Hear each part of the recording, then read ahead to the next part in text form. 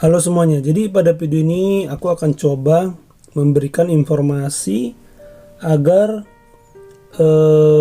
informasi-informasi yang saya sudah review sebelumnya tentang beberapa produk asuransi menjadi seimbang ya.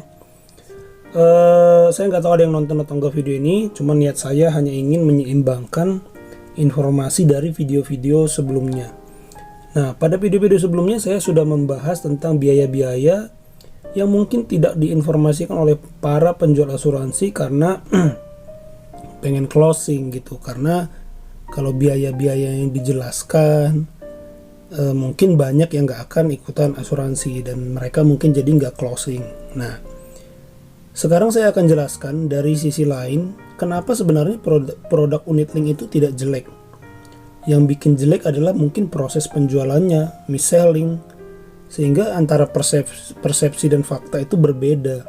Itu kenapa uang nasabah tidak sesuai ekspektasinya di tahun-tahun tertentu dan terjadilah banyak komplain.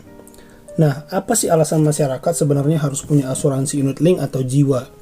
Di beberapa perusahaan asuransi saya lihat sih sekarang udah jarang ya yang jual asuransi jiwa, kebanyakan fokus di unit link karena di unit link sendiri ada proteksi jiwanya kayak gitu. Mungkin dari segi keuntungan untuk perusahaan ya. Jadi teman-teman kalau asuransi jiwa murni itu teman-teman bayar premi itu murni yang dilindungi jiwanya. Kalau terjadi risiko meninggal dunia, ahli waris dapat santunan dan biasanya besar. Sementara preminya tidak terlalu besar jika dibandingkan dengan uang santunan yang akan ahli waris dapatkan gitu. Trainer saya itu pernah ikutan asuransi jiwa murni dengan uang pertanggungan atau santunan itu 1, miliar. Padahal dia bayar per tahun tuh cuma sekitar berapa? 7 sampai 10 juta, saya lupa. Nah, ini saya akan tunjukkan gambar selanjutnya apa sih alasan bahwa masyarakat itu sebenarnya perlu dengan yang namanya proteksi dari unit link yang ada asuransi jiwanya. Saya akan tunjukkan satu contoh ya. Nah, ini dia. Kita bisa lihat di sini ya. Aksa Mandiri bayar klaim korban Lion Air JT610 senilai 1,5 miliar. Setelah saya baca beritanya, Aksa Mandiri juga ada membayar klaim korban gempa di beberapa daerah gitu.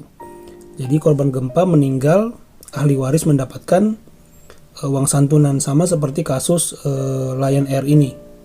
Nah, apa yang saya maksudkan di sini ini hanya contoh ya. Kalau teman-teman searching di Google ada banyak lagi contoh di mana perusahaan asuransi membayarkan klaim-klaim nasabah.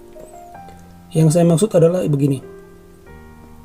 Teman-teman kalau misalnya udah menikah, terus nabung 500.000 per bulan.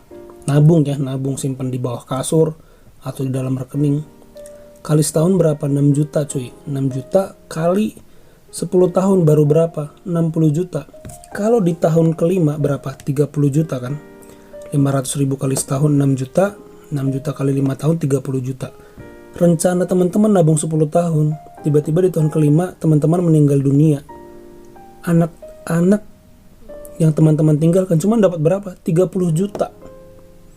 30 juta bayangkan. Karena teman-teman cuma nabung 5 tahun. Nah, bayangkan bedanya dengan teman-teman ikutan unit link.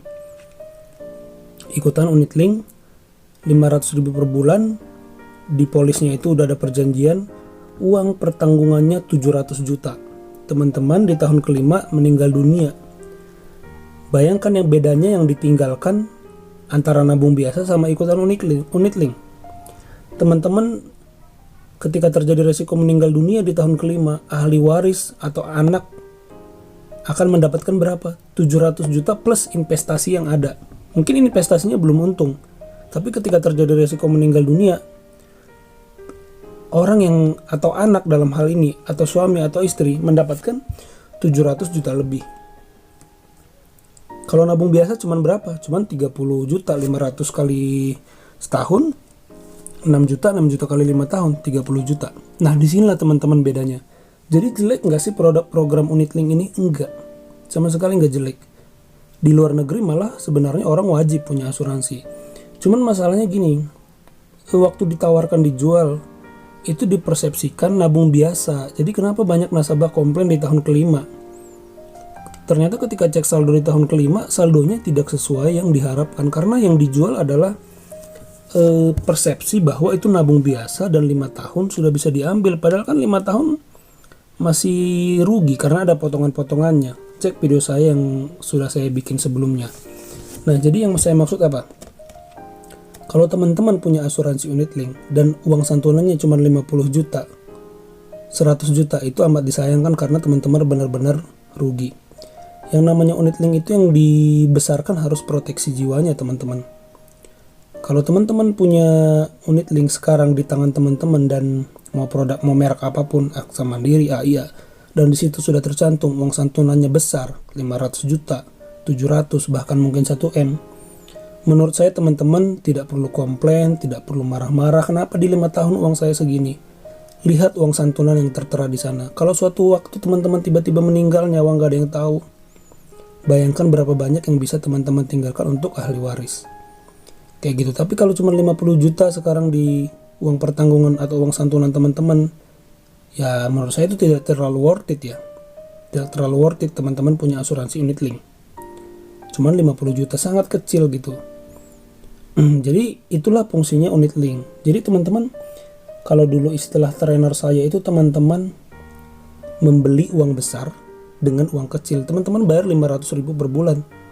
Uang besarnya teman-teman kalau meninggal dapat 700 juta plus investasi. Teman-teman tinggalkan untuk ahli waris. Teman-teman kalau nabung untuk mikirin warisan untuk anak, untuk istri, nabung sampai gempor juga kayaknya nggak akan nyampe 700 juta. Itu kenapa teman-teman membeli asuransi.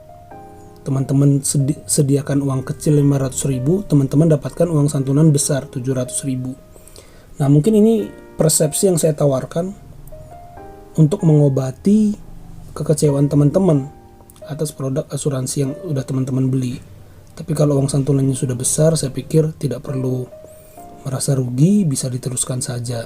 Jadi bayangkan dan lihat sendiri betapa bagusnya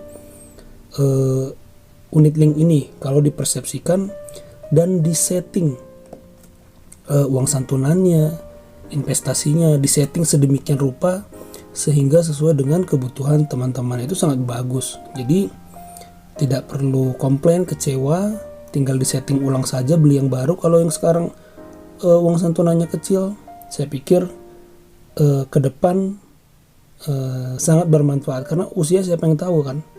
Usia kan gak ada yang tahu. Tapi teman-teman sudah bisa meninggalkan warisan yang dalam jumlah besar untuk anak ataupun istri. Dalam hal ini maka yang perlu didaftarkan sebagai tertanggung adalah suami atau pencari nafkah. Karena kalau pencari nafkahnya meninggal dunia,